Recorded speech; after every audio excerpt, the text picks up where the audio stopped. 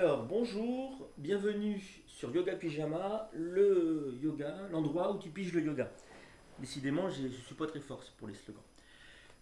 Aujourd'hui, on va commencer une série de 7 ou 8 émissions où on va voir, on va avoir des pratiques de séance qui vont nous amener doucement vers des pratiques de pranayama, de bandha, de mudra, c'est-à-dire des pratiques qui vont nous permettre d'expérimenter ce qu'on appelle chakra.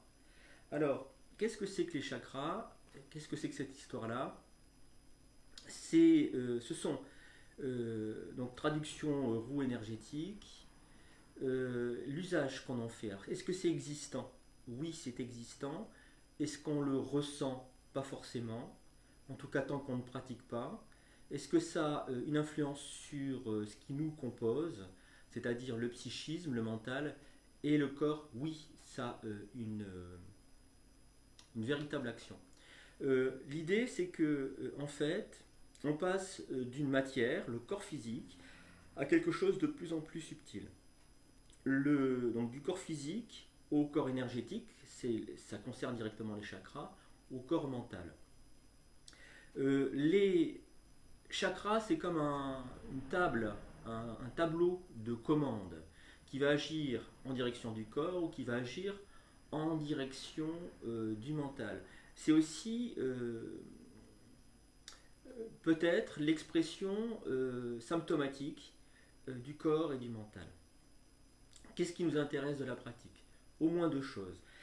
La première chose, c'est de libérer les blocages. Et en termes de blocages mentaux, par exemple, psychiques, c'est vraiment intéressant. Euh, Quand on agit donc sur un niveau, il y a 7 niveaux plus un huitième à l'arrière du crâne, dont j'ai déjà parlé, on va peut-être débloquer des niveaux psychiques. Euh, Parlons du cœur, pour être simple, Anahata Chakra. La dernière fois, je me suis trompé, j'ai nommé ici Anahata Chakra, c'est Sahasrara Chakra. Parlons du cœur.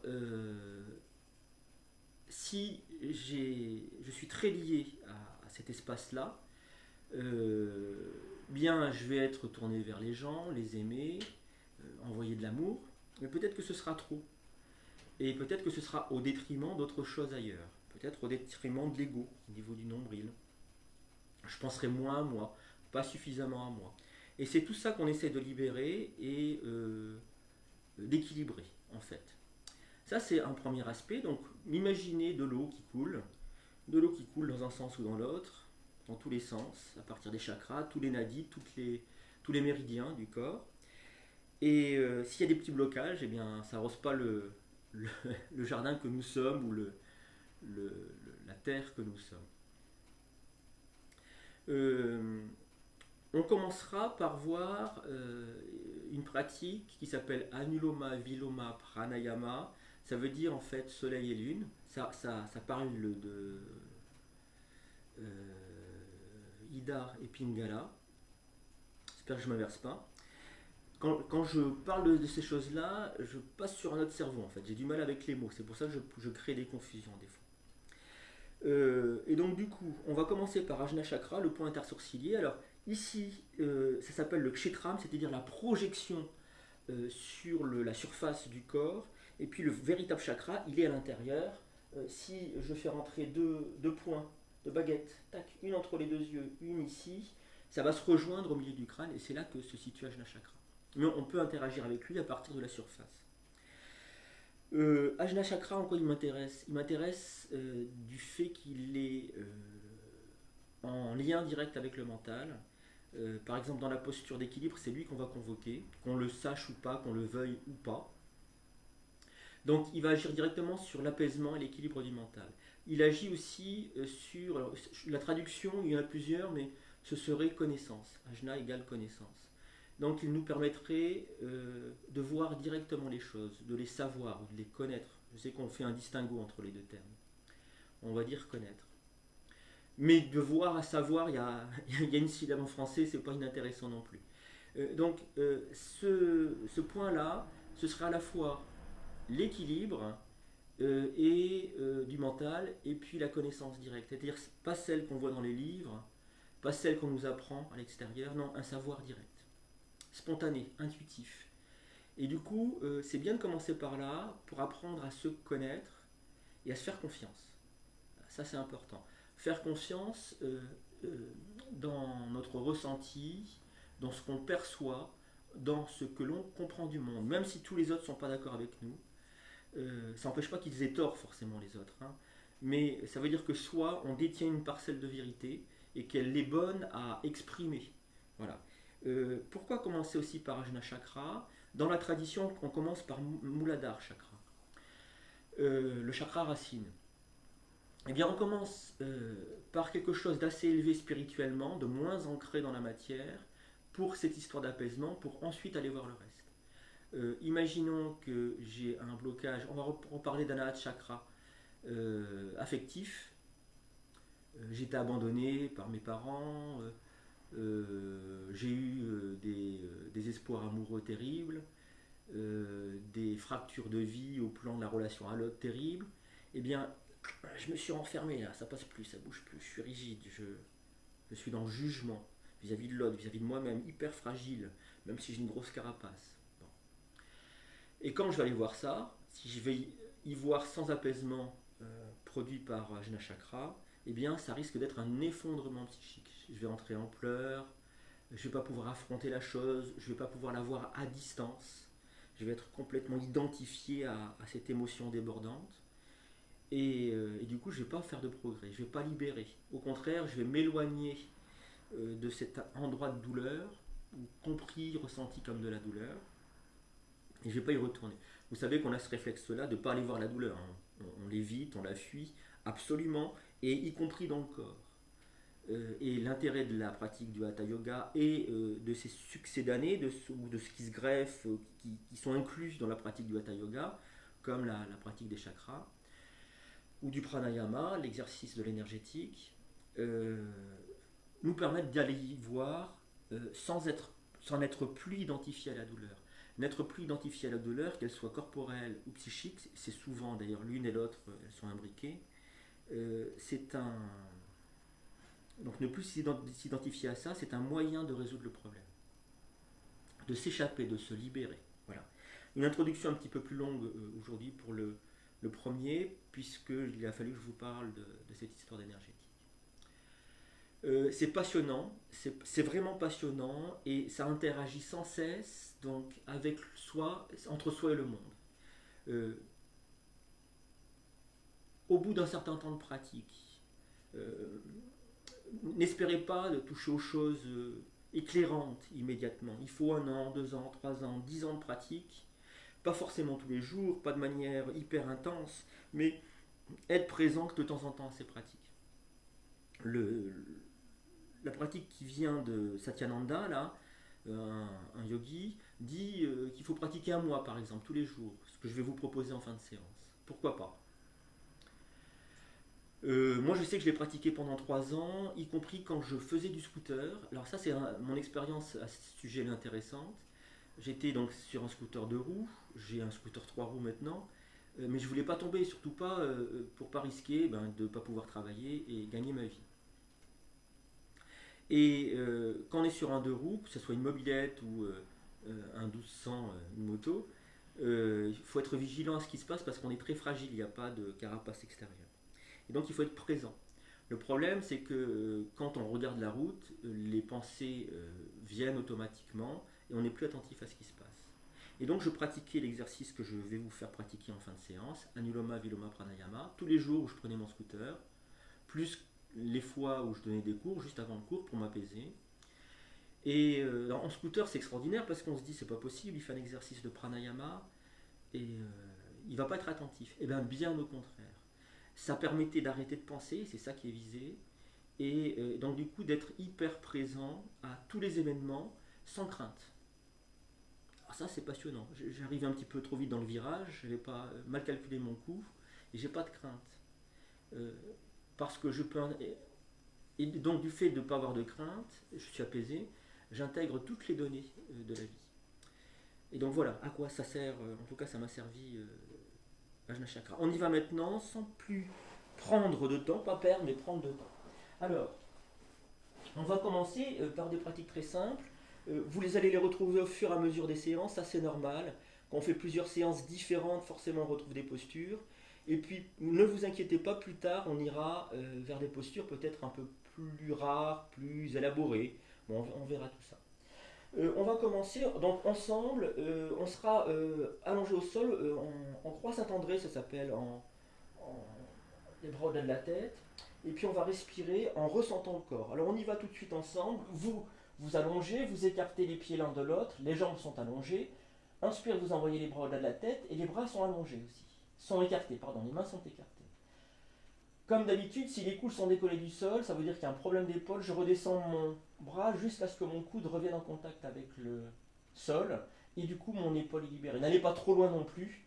Il faut que l'épaule soit un minimum en tension pour pouvoir se libérer. Simplement, je vais inspirer en ressentant du pied droit vers la main gauche. Je remonte en ressentant mon corps. Ça passe à peu près par le nombril. Jusque dans la main gauche. Conscience des tensions au moment où je passe au niveau de l'épaule notamment. Mais ailleurs aussi. Et dans l'expiration, je fais chemin inverse, je retourne vers le pied droit, et là je libère, je relâche mon épaule gauche, autant qu'il est possible. Inspire, ça monte du pied droit vers la main gauche. Expire, ça redescend.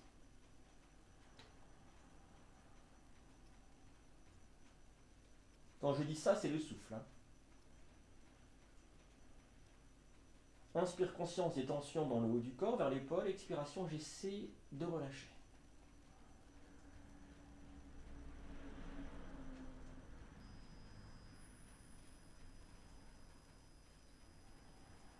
Quand ça commence à relâcher, alors, et que l'exercice se fait de lui-même, je vous demande de prendre conscience du souffle dans les narines. Vous allez voir, quand vous partez du pied droit, ça inspire dans la narine droite, puis quand vous passez à peu près au niveau du nombril, ça continue d'inspirer dans la narine gauche. Alors ça c'est extraordinaire, le souffle s'adapte immédiatement. Et quand j'expire, que je redescends, c'est par la narine gauche, puis j'arrive à peu près au niveau du nombril, et puis ça saute dans la narine droite. Voyez si ce que je vous dis est vrai pour vous. Expérimentez-le.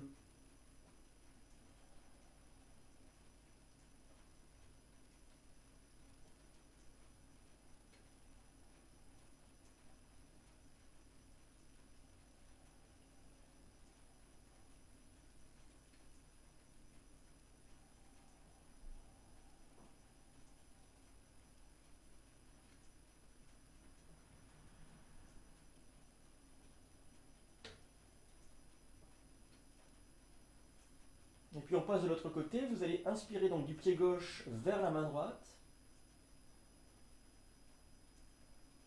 Conscience des tensions dans l'épaule droite, expirez de la main droite vers le pied gauche, vous libérez les tensions, autant qu'il est possible.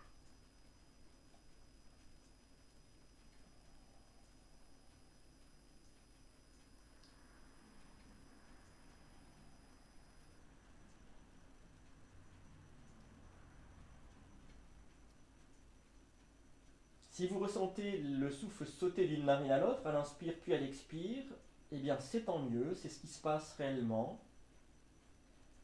C'est assez extraordinaire de voir le souffle qui s'adapte à ce point-là au mouvement du mental. C'est bien le mental qui bouge. Donc le mental a une action sur le souffle directement. Le souffle se met au service du mental. Tout à l'heure, on essaiera d'aller vers un mental apaisé et un souffle qui s'exprime de lui-même. Mais pour l'instant, avec ce souffle construction, c'est-à-dire ce mental qui ordonne au souffle, eh bien le souffle s'adapte. Quand on passe d'une narine à l'autre, comme ça s'appelle respiration alternée.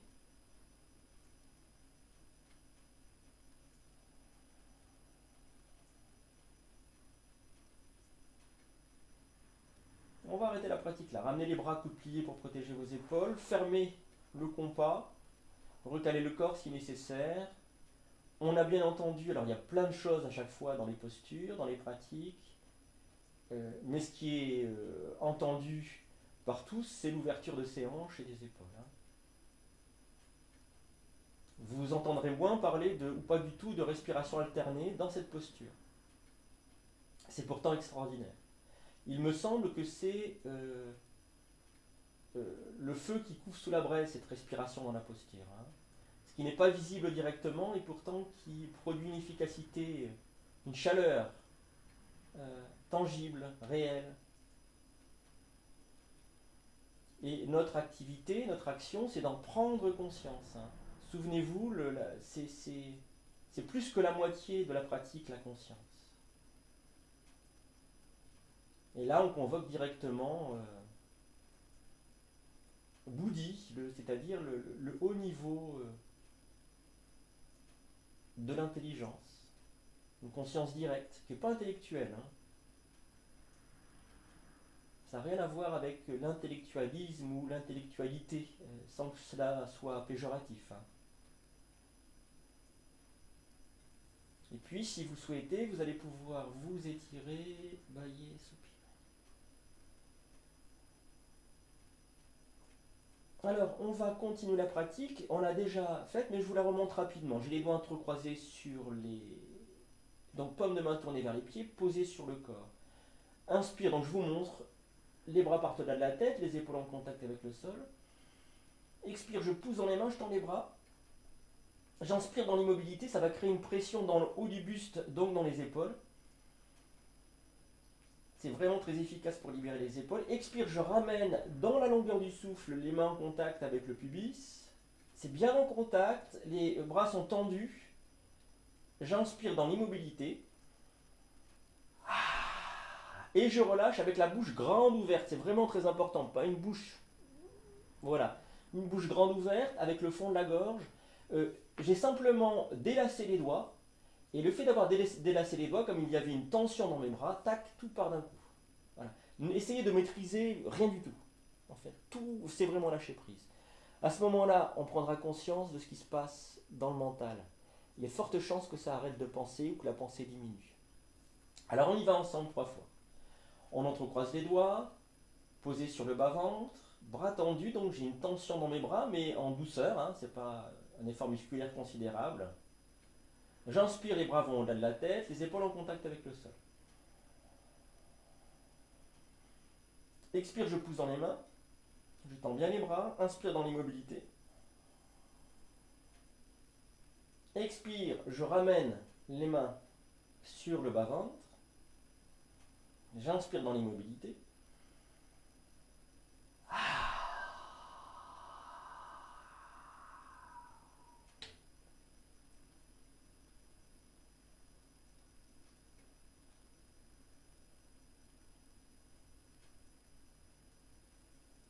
Une deuxième fois.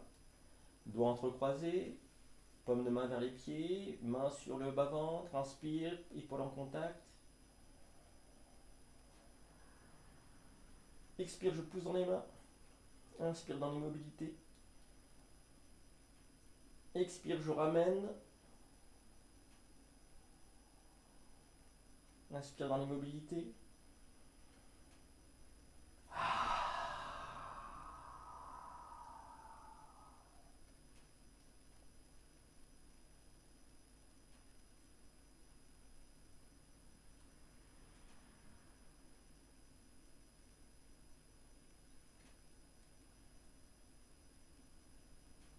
Une troisième fois. Doigts entrecroisés, paume de main vers les pieds, inspire.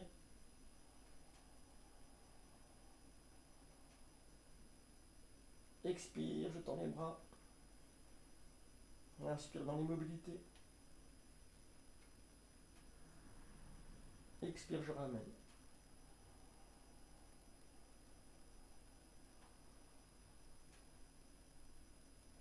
Inspire ici.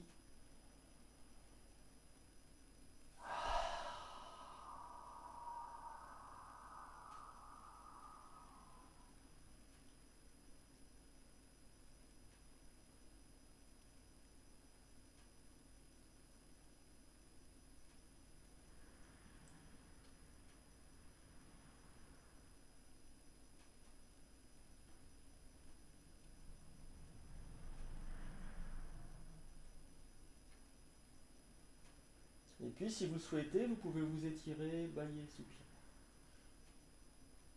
On va ramener les plantes de pied en direction des fessiers, bras en croix ou de ventre croisé derrière le crâne. Laissez peser les pieds au sol. Quand les pieds pèsent au sol, la bascule du bassin se fait, le creux lombaire revient en contact. La respiration est abdominale tant que les pieds ne pesaient pas au sol, tant que le creux lombaire n'était pas collé au sol. Elle devient maintenant yogique complète. L'inspiration remonte dans le haut du buste, qu'on le ressente par la face avant ou par le dos, peu importe. Conscience des tensions dorsales. L'expiration redescend et j'essaie de relâcher, de déposer le dos au sol, de laisser peser.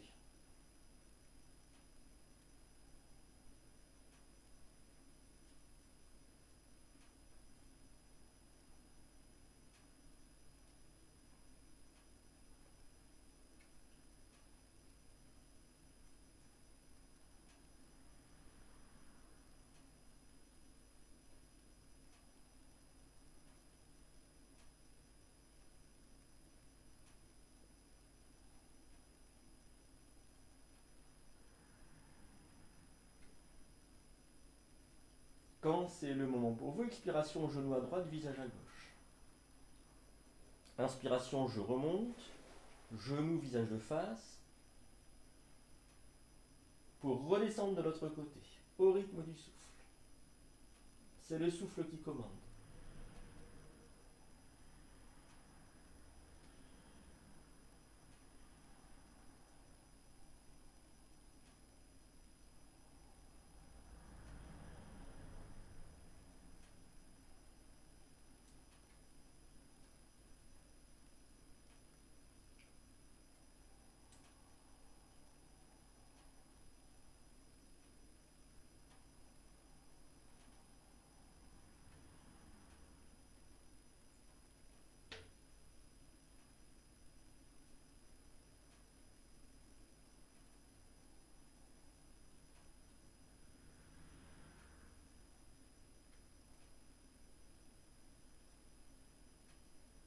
Puis quand c'est le moment, vous déposez les genoux à droite, le visage à gauche. Et vous installez dans la pratique. Soyez à l'écoute du souffle qui remonte certainement dans le flanc à gauche. L'inspiration remonte vers l'épaule gauche, conscience des tensions. L'expiration redescend, j'essaie de relâcher.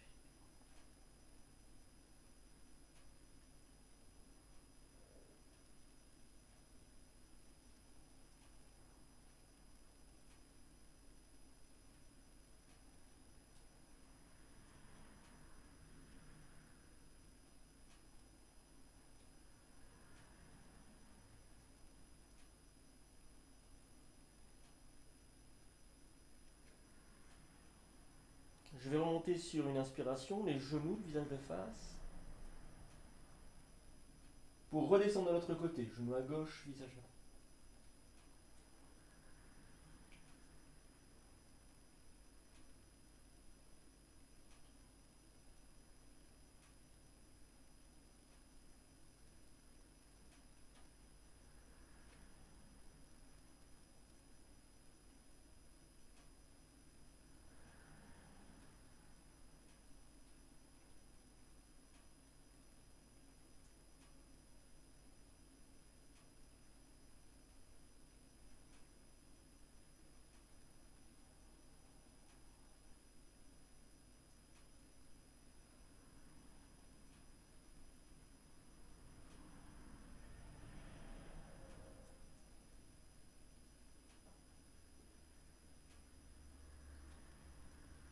Et je remonte sur une inspiration, les genoux, le visage de face.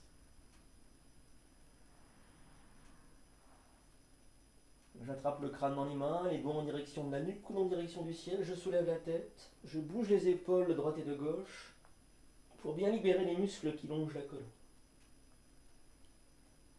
Puis je redéroule la colonne au sol, les épaules, le crâne, nuque étirée, menton rentré.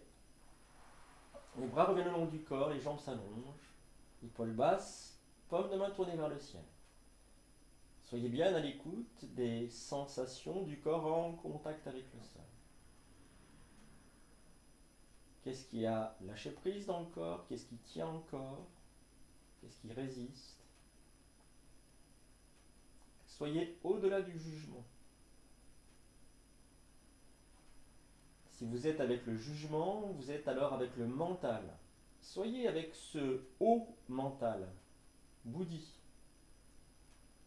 Soyez avec Ajna Chakra qui perçoit, sans juger.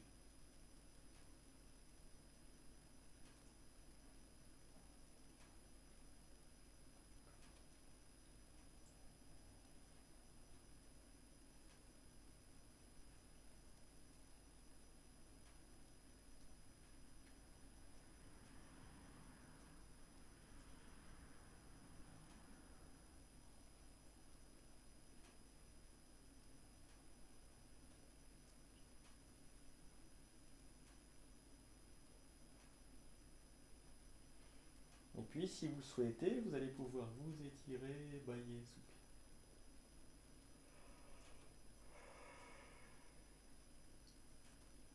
Et je vous montre la pratique suivante très rapidement, elle est très simple. C'est la demi-table renversée.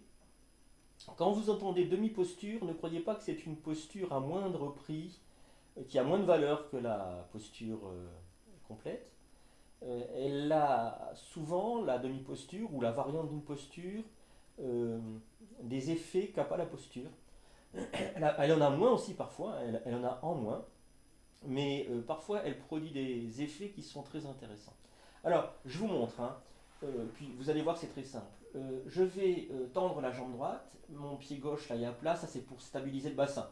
La pratique originale c'est ça, mais comme mes ischio-jambiers sont un peu courts, pas assez souples, ils vont tirer sur le bassin, et ce qui fait que le dos cambre un tout petit peu et c'est pas agréable. Donc je résous le problème en ramenant mon pied gauche, du coup mon creux lombaire est bien posé au sol, je risque pas de me faire mal, et puis les ischio-jambiers pour le coup vont pouvoir s'étirer sans résistance par rapport au bas du dos, ça c'est intéressant.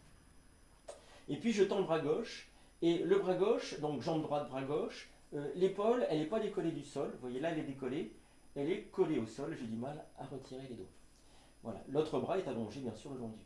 Alors voilà, tout simplement, on y va ensemble, vous ramenez les deux pieds en direction des fessiers si vous voulez bien, puis vous poussez la plante de pied droit vers le ciel, il faut que la plante soit face au ciel, et puis vous montez, inspire le bras gauche, en contact avec le sol, l'épaule.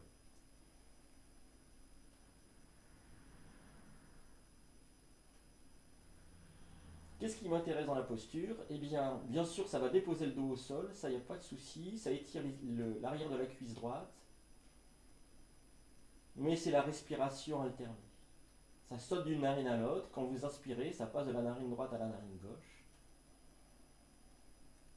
et quand vous expirez, ça passe de la narine gauche à la narine droite. Et bien là, c'est le corps qui l'installe. Tout à l'heure, c'était le mental qui installait la respiration alternée, maintenant c'est le corps physique.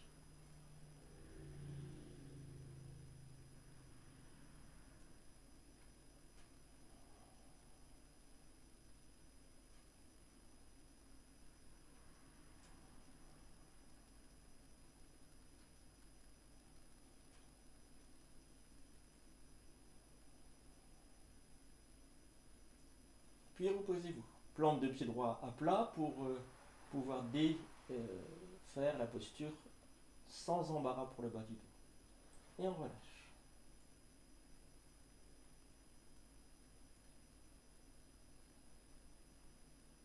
Alors, cette respiration alternée, elle tend à nous faire respirer au bout d'un moment par les deux narines, c'est ce qu'on verra en fin de séance.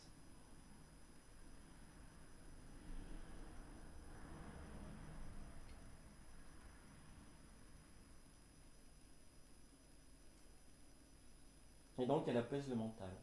Voilà une posture par excellence, toute simple, qui apaise le mental. Et si on ne prenait pas conscience de la respiration alternée, ça apaiserait de la même manière le mental.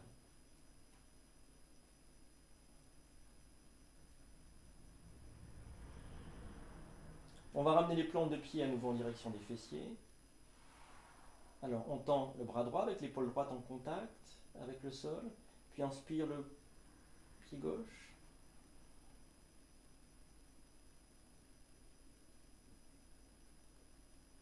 Donc la respiration est bien yogique complète, elle remonte de la hanche gauche vers l'épaule droite, puis descend avec l'expiration de l'épaule droite vers la hanche gauche. une respiration yogique complète en diagonale, c'est un peu étrange, inhabituel. Mais du coup, elle favorise la respiration alternée dans les narines.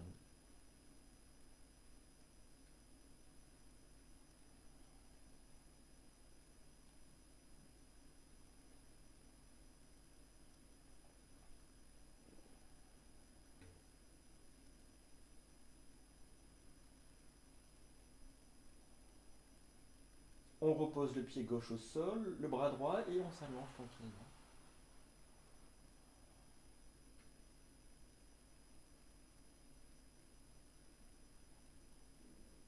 Alors prenez conscience du souffle dans les narines.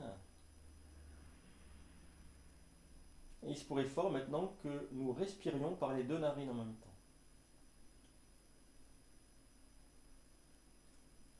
À égalité. Si c'est le cas, inspirez par les deux narines jusqu'au point intersourcilier, Ajna Chakra. Vous allez à l'inspiration ressentir l'entrée des narines, le milieu du nez, des narines, et puis le point tout en haut entre les sourcils. Et à l'expiration, ressentir le point intersourcilier, vous y étiez, le milieu du nez, des narines, la sortie des narines. Cette respiration s'appelle Shuddhi Pranayama.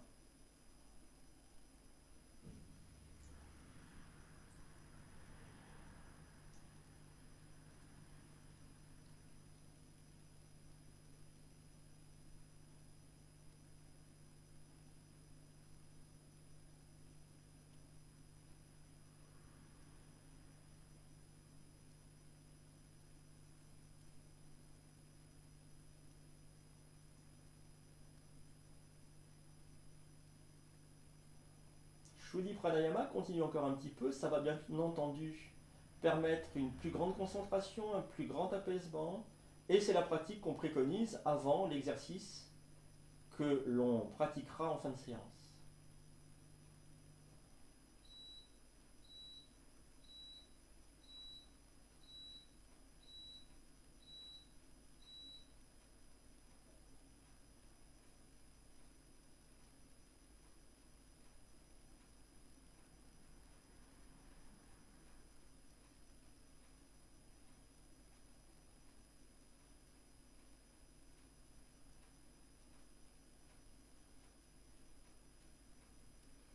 Puis, si vous le souhaitez, vous allez pouvoir vous étirer, bâiller, soupir. Alors, on a vu que cette respiration induite par le corps ou par le mental produisait une respiration alternée, un coup dans une narine, un coup dans l'autre. Ça peut remonter à l'inspire en sautant d'une narine à l'autre, puis redescendre avec l'expiration en sautant d'une narine à l'autre. Ça pourrait être aussi qu'une inspiration par une narine, qu'une expiration par l'autre narine. On verra ça tout à l'heure. Ce sont toutes les deux des respirations alternées. Et puis, on a peut-être eu une sensation dans le corps, comme ça, de diagonale avec le souffle. Alors, on va retrouver l'axe central, la colonne vertébrale, quand même, qui est l'axe le plus important, tout en ouvrant très largement nos hanches. On va travailler beaucoup sur les hanches, puisqu'on pratique dans cette série de préambule du Hatha Yoga, puis sur les chakras, l'assise. On est dans la continuité et donc autant continuer d'ouvrir et de travailler sur la colonne et sur le souffle. Alors, vous allez amener les genoux sur la poitrine, attraper les gros orteils. Alors avec cette pince, l'index et le majeur sont collés l'un contre l'autre et puis le pouce va faire boucle de serrage. On va attraper le gros orteil. Voilà, là je mets le pouce mais ce sera le gros orteil à l'intérieur. Ce sera bien serré, c'est très solide. Alors j'attrape le gros orteil gauche de cette manière, le gros orteil droit de cette manière et puis je vais inspirer, ouvrir.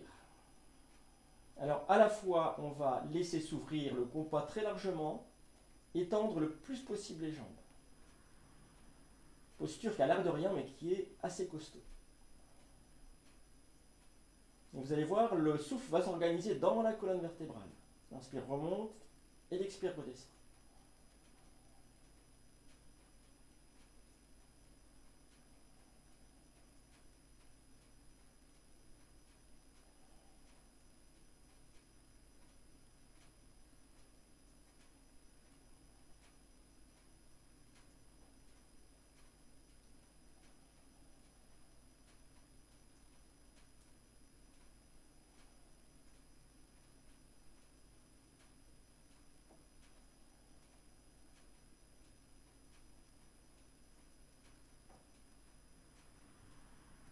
inspire, je ramène, je ferme le compas. Je vais poser les pieds à plat, expire. Je pose les pieds à plat, ça c'est pour protéger le bas du dos, pour laisser glisser les pieds en contact avec le sol. Puis, à nouveau, les bras le long du corps.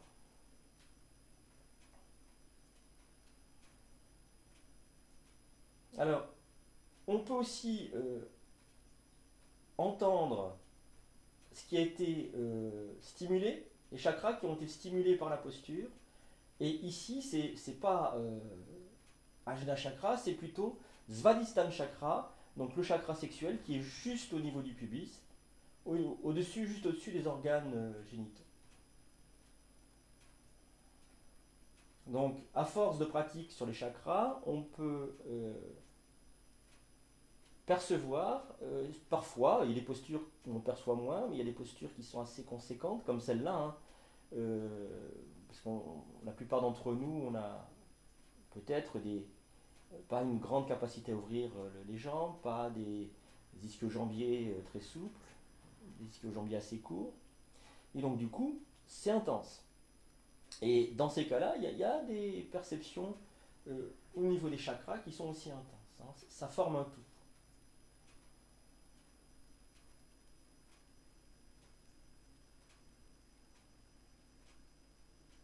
Et donc la posture, l'asana, prend à nouveau, comment dire, renseigne un peu plus, produit des effets perceptibles plus conséquents quand on l'aborde de ce point de vue-là.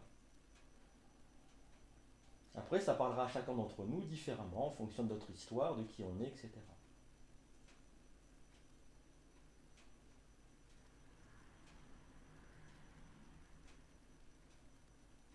Et puis si vous le souhaitez, vous allez pouvoir vous étirer, bailler, soupirer. Et on va venir s'asseoir. Alors, c'est ça qui est intéressant avec cette histoire de chakra, et là, vous l'avez peut-être observé à la suite de la posture, c'est qu'on a tous les outils pour s'en saisir, et après, ce qu'il y a derrière, les blocages, les libérations, ce que ça produit sur le mental, etc. Les préjugés parfois, les jugements de valeur, dont on peut prendre conscience, dont on peut se distancier aussi. Ça regarde que soi. Alors ça, c'est passionnant. C'est passionnant parce que du coup, on est libre. Personne peut venir dire ah, toi, tu as ton chakra qui est bloqué. Alors ça se perçoit, moi des fois je le perçois chez des élèves, mais euh, le pourquoi, le comment ça se passe, ça regarde que l'élève, il n'y a que l'élève qui peut savoir surtout. Ou la personne qui pratique, le pratiquant, il n'y a que lui qui peut savoir, ou qu'elle qui peut savoir. Et c'est là où il y a une absolue liberté. L'absolue liberté d'être, et j'insiste un petit peu à ce moment-là de la séance, ça me paraît essentiel. Du coup, on peut y aller y voir sans peur. On peut y aller y voir en apprenant à se faire conscience. Ça, c'est aussi important. On ne rencontrera jamais, on les appelle aussi des roues psychiques, hein, dans ces roues psychiques, quelque chose qui soit en désaccord avec soi-même, avec ses convictions profondes, avec son être profond. C'est vraiment aller vers soi avec bienveillance et amour, gentillesse. Alors je parle du vrai amour, hein. Je ne parle pas de passion. C'est-à-dire l'acceptation et la reconnaissance de ce qui nous compose. Et il ne peut pas avoir de mauvaises surprises, quoi. Donc c'est vraiment passionnant. C'est à la fois très simple, très gentil et profond, puissant. Euh, on a encore un peu de temps, c'est bon. On va peut-être libérer un peu plus les épaules. Tout à l'heure, quand j'ai créé la séance, c'est comme ça que je le sentais. Alors, je vous montre la posture. Elle est intéressante, très intéressante du point de vue de la mise en place du corps, comment une posture s'installe corporellement, pourquoi on fait telle chose technique. Ça rime à rien a priori, mais si on écoute le souffle dans la posture, alors là, la posture devient pertinente. C'est une très très belle mécanique, une très belle horlogerie. Donc je m'installe dans la posture, je vous la montre, après on la pratiquera ensemble, et puis j'essaye de vous d'orienter votre regard là où ça me semble pertinent.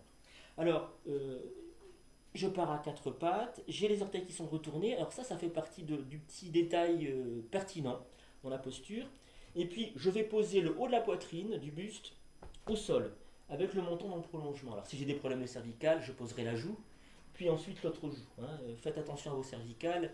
La posture engage sacrément les cervicales. Les mains sont plus ou moins écartées, donc je vais adapter, hein, parce que je vais être en mouvement, et il faut que je vise. Donc je pose la poitrine, le menton, et vous voyez, là, tac, il y a un espace. Les fesses sont décollées, ça c'est aussi important. Les orteils retournés.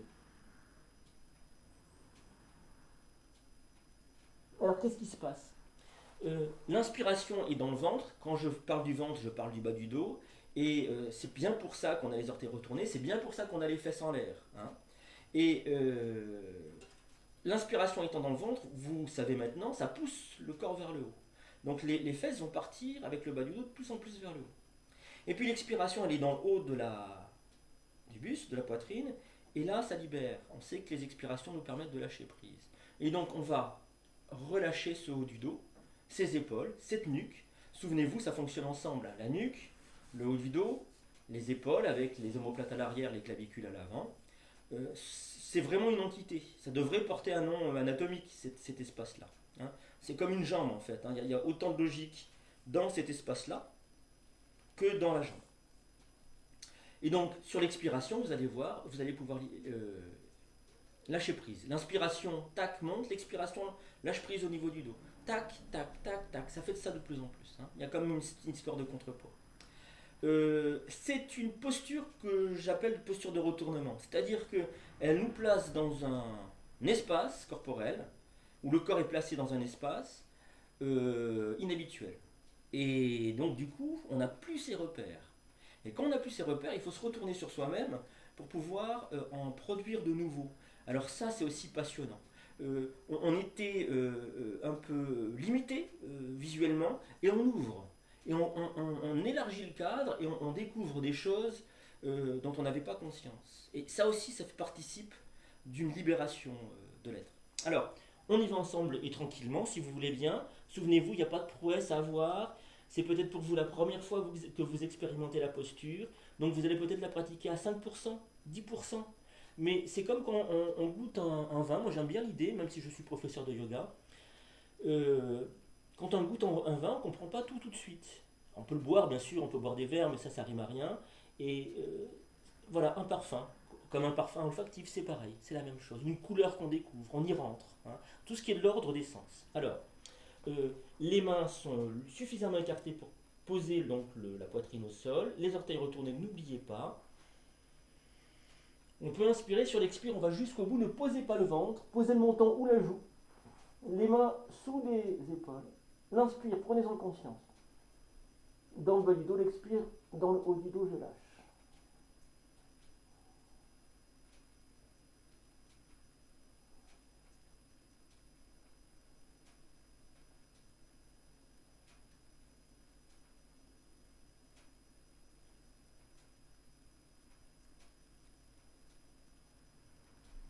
Et quand on veut, on défait tranquillement la posture.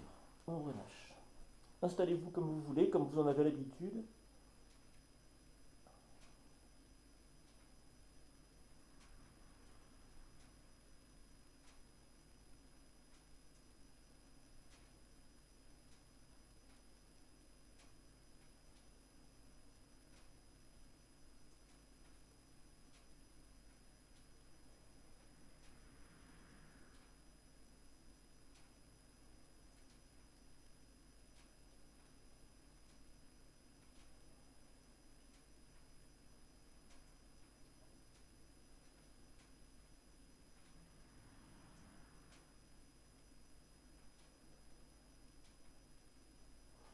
Appui des deux mains autour des épaules. Inspire, je décolle. Expire, je vais m'étirer en chat. C'est la posture qu'on fait aussi régulièrement dans la séance. La respiration dans le bas du dos. Ça étire le bas du dos, le bas de la colonne. Et étirant le bas du dos, le bas de la colonne, bien entendu, c'est tout le dos, toute la colonne qui vont s'étirer également.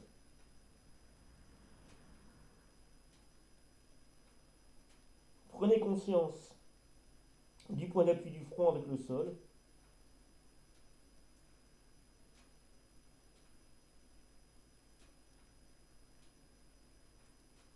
Et à partir de lui, à partir de cette conscience, du point de contact du front avec le sol, voyez-vous dans la posture. Visualisez-vous dans la posture. Faites-vous-en une image.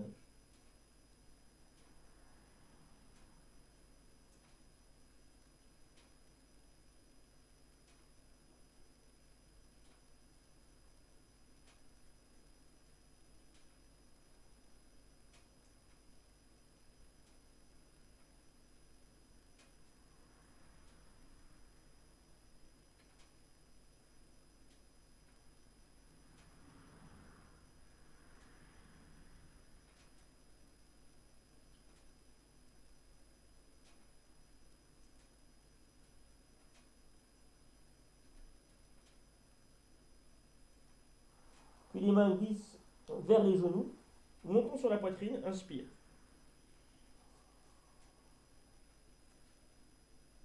Voilà.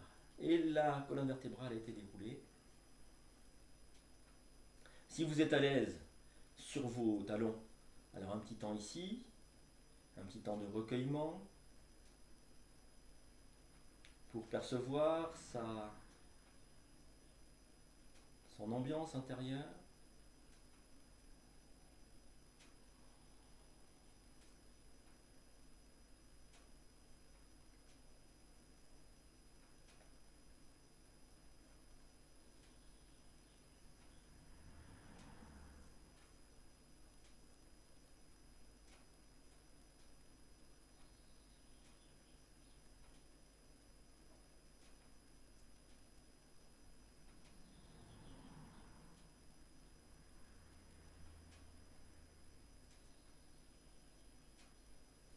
Et puis on peut s'étirer.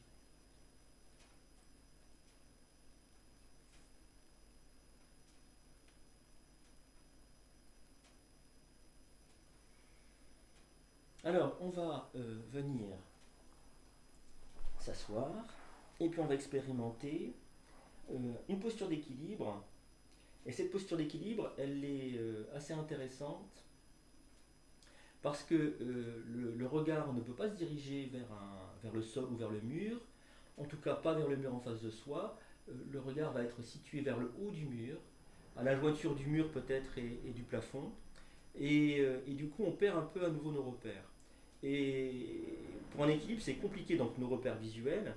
Et pour un équilibre, c'est compliqué puisqu'on sait que ça produit un fort ancrage qui facilite, qui aide dans la posture. Et donc là, on va lâcher prise un peu, hein, pas complètement. Si on était face à un ciel bleu, ce serait beaucoup plus compliqué.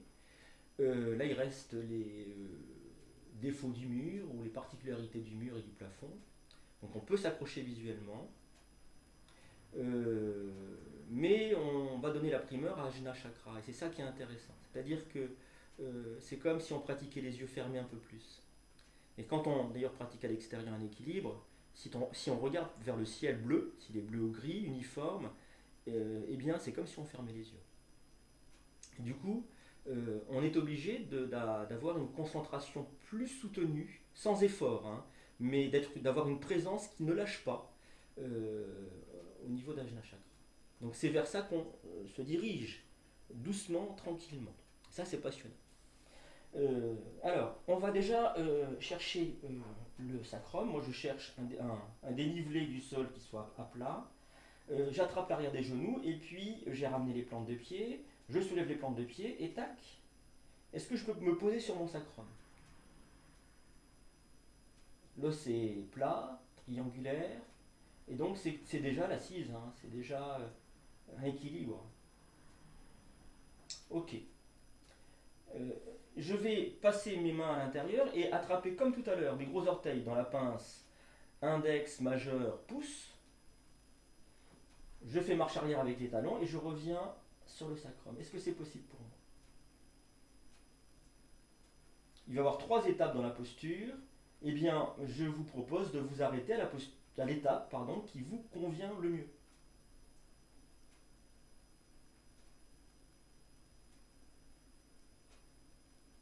Puis, deuxième étape, je peux poser mes coudes en contact avec les genoux. Et là, je vais expérimenter le redressement vertébral avec le souffle, le redressement dorsal. Et déjà, je regarde vers le haut du plafond, du mur, pardon. J'écarte un petit peu les jambes et je vais laisser s'ouvrir, s'étirer.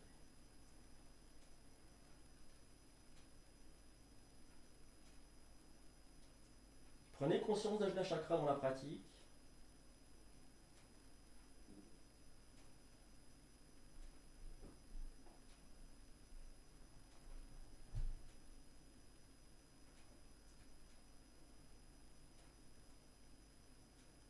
Et on referme.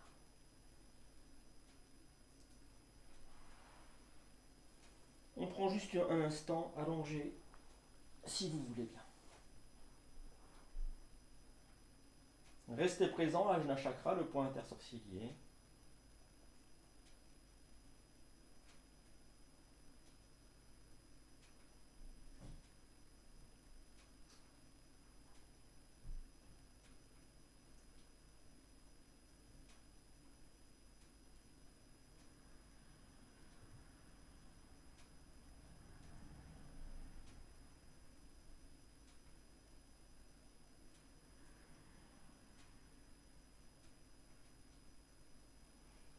Et puis, si vous le souhaitez, vous allez pouvoir vous étirer, bâiller, soupirer. Et on va venir s'asseoir. Alors, ce qui est intéressant dans la posture, je ne l'ai pas évoqué pour pas qu'on se perde trop. C'est pas évident de ressentir plein de choses au départ, à la fois. D'ailleurs, c'est jamais à la fois, on ressent les choses distinctement les unes des autres, et puis après, on crée un paysage, une image. Eh bien, Mooladhara Chakra, le chakra racine, il était aussi impliqué. Et c'est assez intéressant quand il y a deux phares comme ça, deux ampoules qui s'allument, deux chakras, de les voir cohabiter ensemble, fonctionner ensemble. Donc, dans la posture, dans cet instant de vie, on était à la fois dans l'ancrage et dans l'équilibre. Et l'ancrage et l'équilibre, ça ressemble bien à l'assise. Ça pourrait être aussi un cheminement de vie. Hein. Je suis ancré et je suis équilibré. C'est pas mal. Alors on va passer debout si vous voulez bien.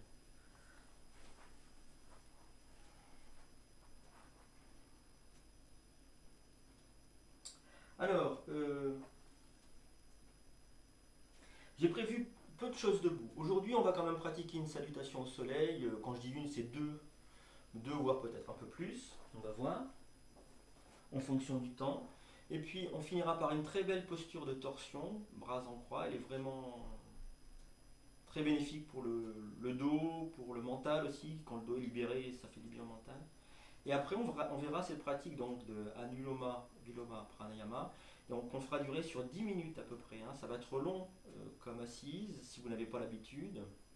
Et je vous expliquerai tout à ce moment-là. Alors, salutations au soleil. Eh bien, on va venir sur l'avant du tapis si vous voulez. Les pieds sont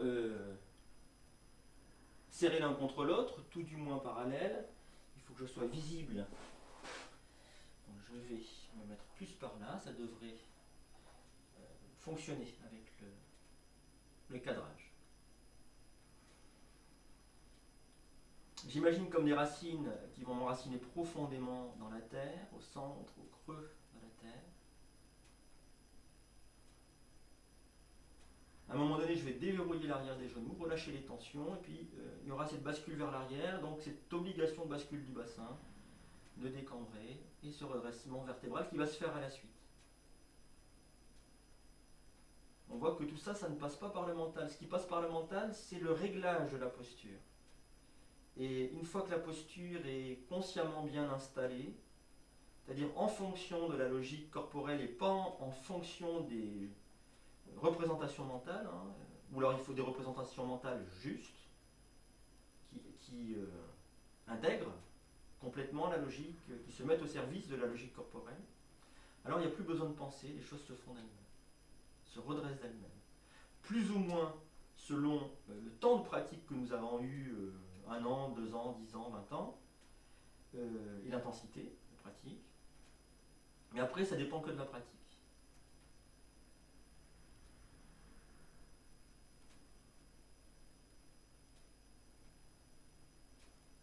Les mains en namasté au niveau du lieu du cœur, milieu poitrine. J'inspire ici.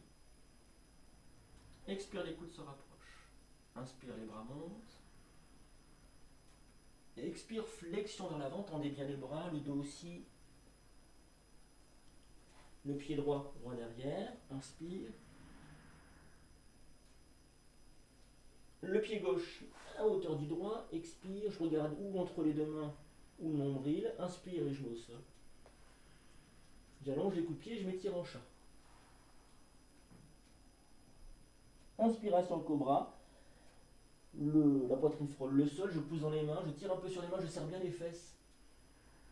Les épaules sont basses. Il faut serrer les fesses pour ne pas se faire mal au bas du dos.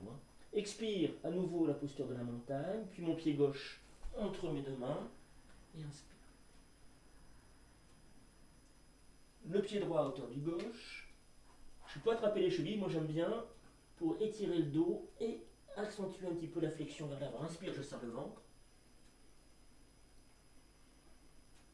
Expire, les mains reviennent au niveau du bas du cœur. Alors, quand vous faites ça, quand vous revenez, il y a le corps physique, et puisqu'on est dans l'énergétique, il y a aussi le corps énergétique. Si vous êtes attentif, et si vous pouvez ressentir, bien entendu, vous allez voir qu'il y a un deuxième mouvement qui se fait à la suite du mouvement des mains, comme si quelque chose redescendait jusqu'au niveau du cœur. Et ce deuxième mouvement, comme un fluide, comme de l'eau ou un courant d'air, je ne sais rien, je ne sais pas, c'est le courant énergétique. Donc il y a quelque chose qui vient à la suite. On repart de l'autre côté, inspire ici, expire, les coudes se rapprochent, inspire, les bras montent. Expire, flexion dans l'avant. Mon pied gauche qui part loin derrière, inspire, les bras aussi. Le pied droit à hauteur du gauche, expiration. Genou au sol, inspire. Expire, je m'étire en chat. Inspire le cobra. Serrez les fesses. Expire la montagne. Pied droit. Inspire. Pied gauche. Expire.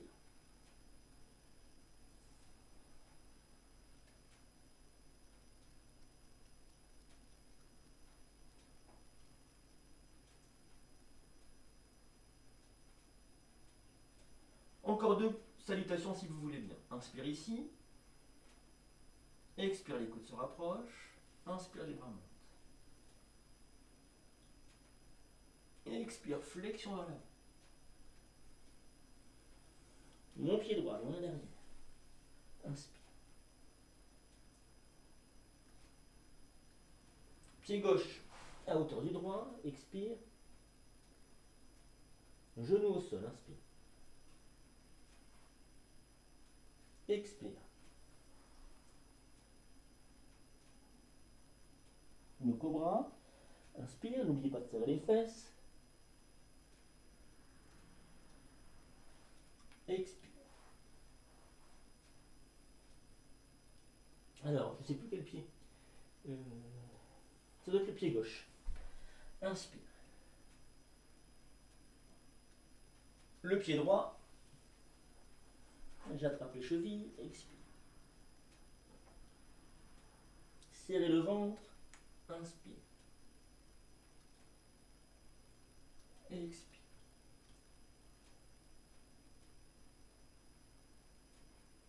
Expire, je rapproche les coudes. Une dernière salutation. Inspire, je monte les bras.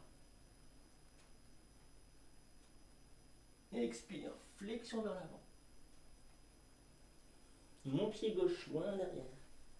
Inspire. Le pied droit.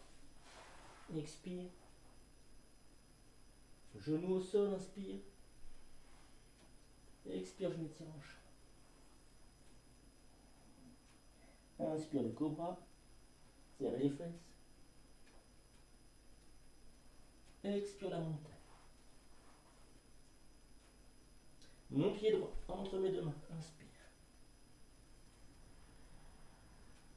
Pied gauche. Expire.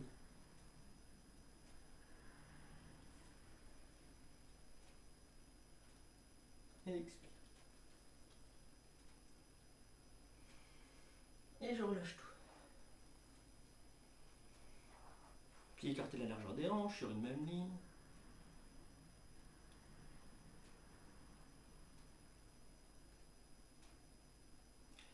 Videz bien vos poumons si vous êtes un peu essoufflé.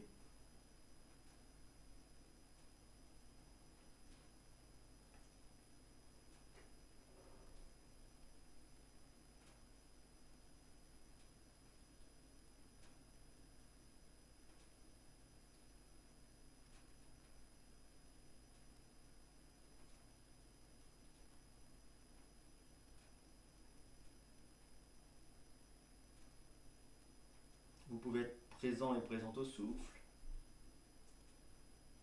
On a pas mal travaillé sur Ajna Chakra, donc peut-être que il y a une présence maintenant qui se fait.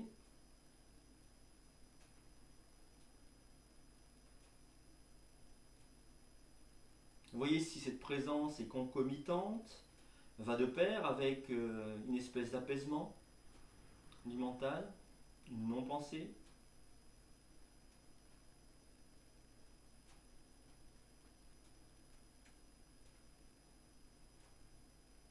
Et puis, si vous le souhaitez, vous allez pouvoir vous étirer, bâiller, soupirer, et je vous montre la torsion au sol, qui est, de mon point de vue, extraordinaire. La torsion en croix qui s'appelle Jatarasana, ça part de l'estomac. Je vous montre. Alors,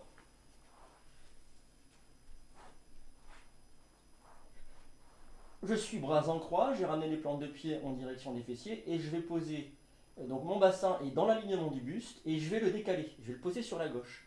Alors il y a deux manières de faire au moins, je peux soulever le bassin et puis marcher sur la gauche, et puis un truc un peu plus rigolo, c'est inspire et expire, tac, j'ai reposé à gauche. Donc mon buste est dans ce sens-là, vous le voyez bien, et puis mon bassin avec les jambes dans ce sens-là, ça c'est important. Les jambes, tout à l'heure, les genoux vont aller à droite. Et d'ailleurs, je vais vous le montrer dans l'autre sens, pour que vous puissiez voir les genoux. Voilà. Donc les genoux vont aller sur ma droite, et mon bassin vient à gauche. Il faut qu'il y ait un espace ici pour que les jambes puissent s'installer. Et à ce moment-là, de cette façon-là, avec le bassin un peu décalé, il va avoir une pression sur la colonne vertébrale, et c'est ça qui va permettre une torsion intéressante. Alors, je vais laisser tomber mes deux genoux à droite.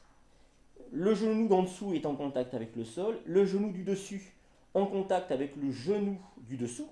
Ça, c'est important. Et puis, je pose ma main droite pour fixer les deux genoux au sol. C'est l'ancrage. Et de l'autre côté, alors, je vais à nouveau bouger.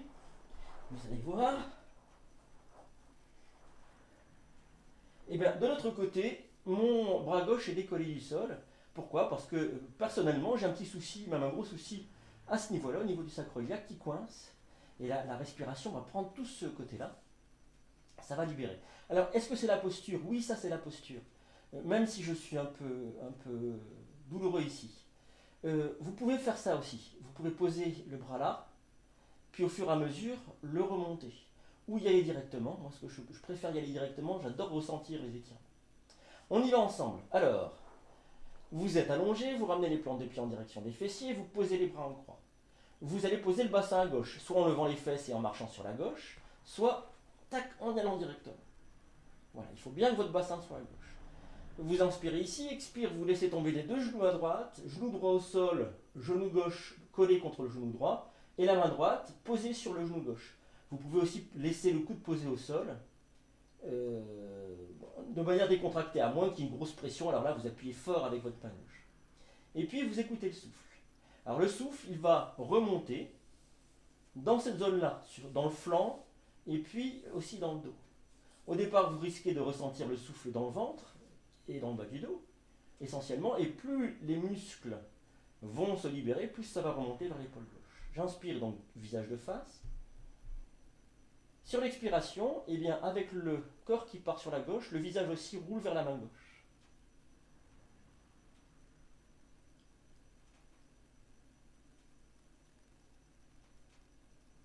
Essayez de détendre toutes les parties du corps où il y aurait des tensions qui ne servent à rien.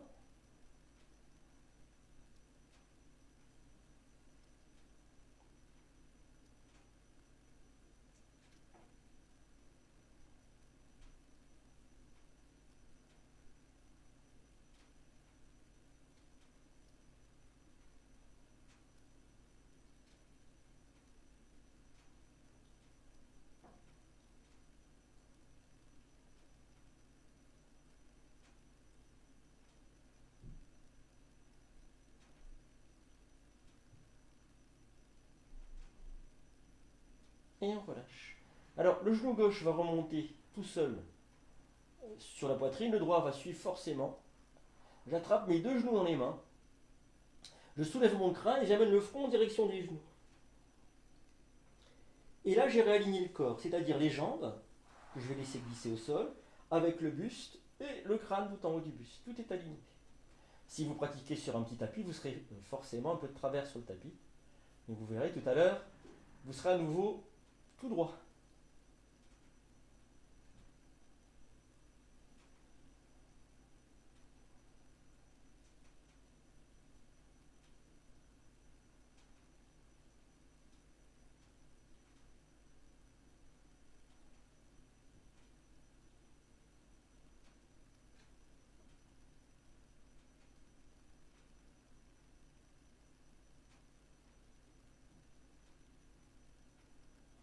Donc on compare le côté gauche avec le côté droit. Et on repart de l'autre côté. Les bras en croix.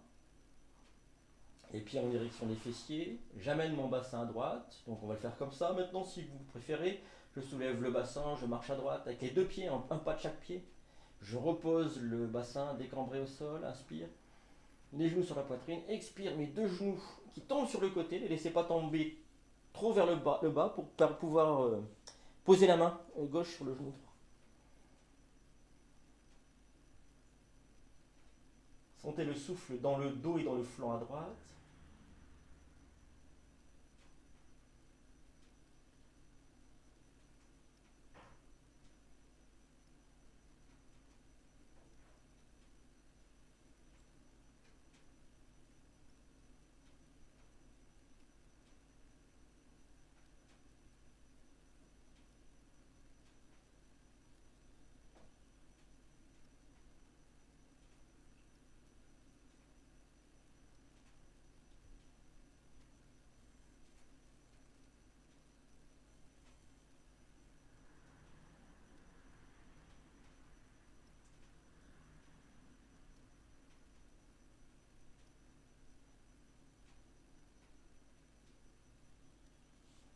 On va relâcher, inspire, le genou droit, le genou gauche, les deux mains sur les genoux, le front.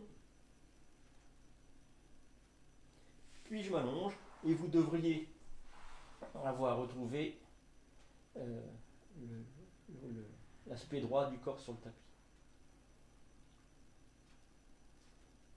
Faites expérience.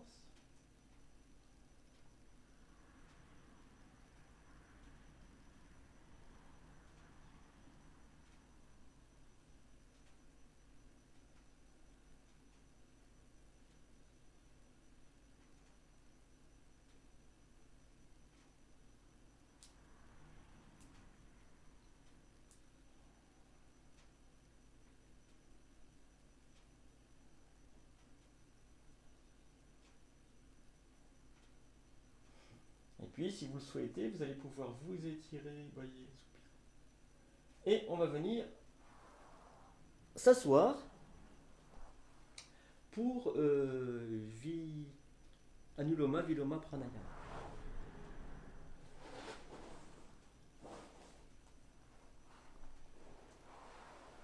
Alors, je rappelle, si vous êtes un homme, eh bien c'est pour Siddhasana, hein, le talon gauche puis le talon droit.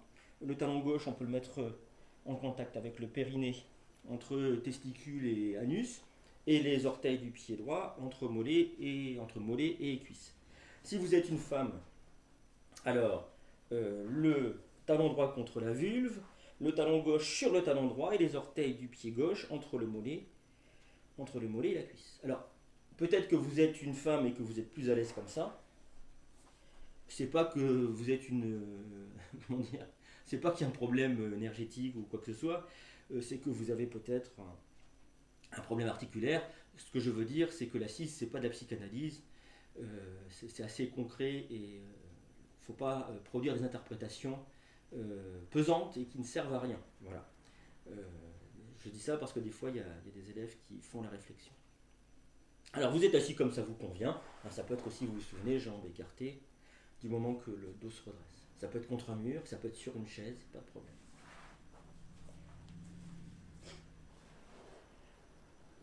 Alors, la respiration que je vous propose, c'est une respiration alternée. Il y en a deux. La plupart du temps, on connaît celle avec les doigts. Euh, J'avais un instant le nom et puis il s'est évaporé. Je vous redirai ça tout à l'heure. C'est pas celle-là. C'est une respiration où on prend conscience de la respiration alternée. Alors, comment ça se fait? On va soit ressentir l'air qui passe et on ressentira principalement dans la narine gauche, puis ensuite principalement dans la narine droite. Juste ressentir. Ou alors déjà, on arrive à diriger un peu plus le souffle. C'est-à-dire que je décide de respirer par la narine gauche et je décide donc d'inspirer et je décide d'expirer par la narine droite. Mais moi, je conseille vraiment de ressentir. Je ressens. Alors, ça va respirer par les deux narines, mais je ressens la narine gauche à l'inspire, puis je ressens la narine droite à l'expire. Ça, c'est mieux. C'est une approche plus efficace immédiatement et puis plus progressive. On va faire plusieurs cycles de respiration. Et qu'est-ce que c'est qu'un cycle? Alors là, je l'explique. Un cycle, c'est deux respirations. C'est inspiration. Alors, je vais dire en respirant par la narine gauche, mais vous avez bien compris, ça veut dire en ressentant que je respire par la narine gauche. C'est un peu long, donc je vais dire que je respire par la narine gauche. Donc, un cycle, c'est ça, c'est j'inspire par la narine gauche, j'expire par la narine droite. J'inspire par la narine droite, j'expire par la narine gauche. Deux respirations. J'inspire, j'expire, j'inspire, j'expire. Ça fait un cycle. Alors, essayez ça sur deux respirations.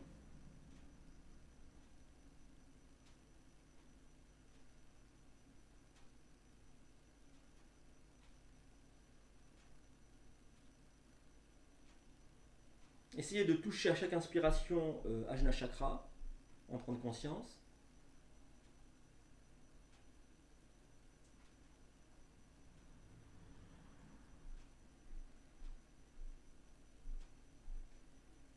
Alors, j'ai dit deux respirations, je voulais dire deux cycles.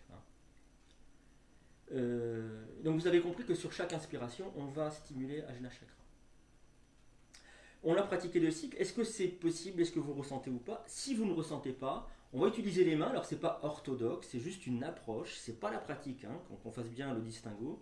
Vous allez attraper avec le pouce et l'index l'aile du nez, donc la partie de la narine au-dessus, voilà, de chaque côté. Puis quand vous inspirez par la narine gauche, vous écartez à gauche.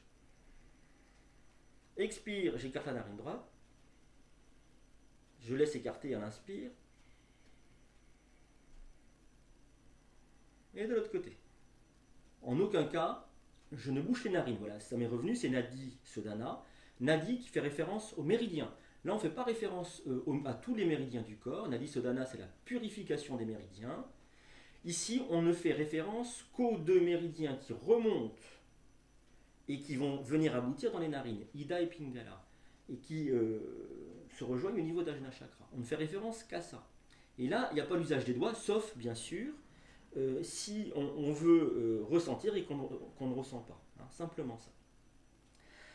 Alors, c'est pas toute la pratique. Cette pratique-là de respiration alternée, elle va nous faire partir dans une grande détente, un grand lâcher-prise, qui peut nous amener jusqu'à la rêverie.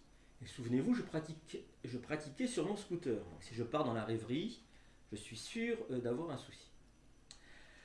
On va ajouter donc à ça une pratique d'ancrage. Et quelle est la pratique d'ancrage? C'est avec le mental. Et c'est en décomptant. C'est-à-dire que je vais partir de 99 pour aller vers 0. On ne le fera pas aujourd'hui, on n'aura pas le temps. Mais ça prend à peu près une demi-heure en fonction de la longueur du souffle. Et donc je vais décompter les cycles. Et ça va se pratiquer comme ça. Vous vous souvenez, inspire, expire, ça fait juste un cycle. Bon, inspire, je dis dans ma tête mentalement 99, et puis j'expire, je dis 99. Je suis toujours dans le même cycle, il s'appelle 99. J'inspire par la narine droite, 99, je le prononce mentalement, j'expire par la narine gauche, je dis 99. J'ai effectué mon premier cycle. Maintenant, j'effectue mon deuxième cycle. Je vais dire quoi? 98. Inspire 98, expire 98, inspire 98, expire 98. Il y a 4 phases respiratoires, inspire, expire, inspire, expire. Donc 4 temps, donc je répète 4 fois 98. Même chose pour 97, même chose pour 96, et je vais arriver à 95. Alors là, il y a un petit changement. Tous les multiples de 5, 95, 90, 85, 80, 75, 70, 65, etc. J'inspire par les deux narines en même temps. Je ne suis plus dans la respiration alternée. Et je vais dire inspire 95, expire 95. Et je recommence ensuite à gauche. Inspire 94, expire 94, inspire 94, expire 94. J'arriverai à 90, inspire, expire, 90. Prononcez mentalement. Je vous lance dans la pratique. On ne va pas respirer en même temps les uns et les autres. Et donc du coup, je vais essayer de mettre des mots qui se calent à peu près, que ça puisse vous prévenir sur ce que vous allez devoir faire. D'accord? Même si je parle, je vais arrêter de respirer. Et donc ce sera un peu compliqué. J'essaie d'adapter au mieux la pédagogie avec, à travers les vidéos. Alors, vous vous souvenez, on commence par la narine gauche. Maintenant, vous savez si vous ressentez ou pas, ou si vous avez besoin d'écarter les ailes du nez. Ne bouchez jamais le nez, hein. C'est juste écarter, ouvrir un peu plus, mais jamais fermer. Alors, on commence maintenant. Je vous propose d'inspirer par la narine gauche, 99. Dans votre tête, expire 99. Narine droite. Inspire narine droite, 99. Expire narine gauche, 99. Inspire narine gauche, 98. Touchez Ajna Chakra. Expire narine droite, 98. Inspire, c'est toujours le même cycle, 98, narine droite. Expire narine gauche, 98. 97, narine gauche. 97, expire, narine droite. Inspire, 97, narine droite. Expire, 97. On va aller jusqu'à 95 comme ça. 96, narine gauche. 96, narine droite. 96, narine droite. 96, narine gauche. 95, les deux narines, n'oubliez pas. Inspire. Expire, 95 encore. Je recommence par la narine gauche, 94. Continuez comme ça à votre rythme. Si vous vous trompez dans le décompte, vous êtes obligé de revenir à 99. Ça vous oblige à être concentré. Il y en a encore pour 6 minutes.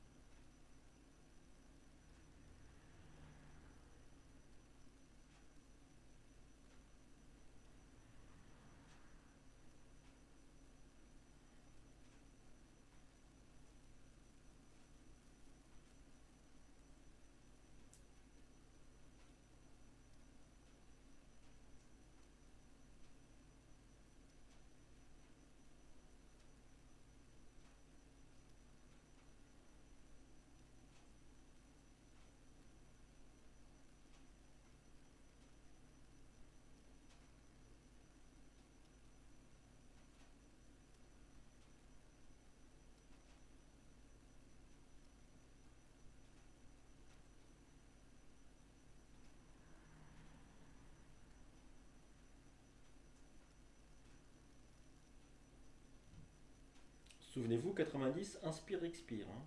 Par les deux narines.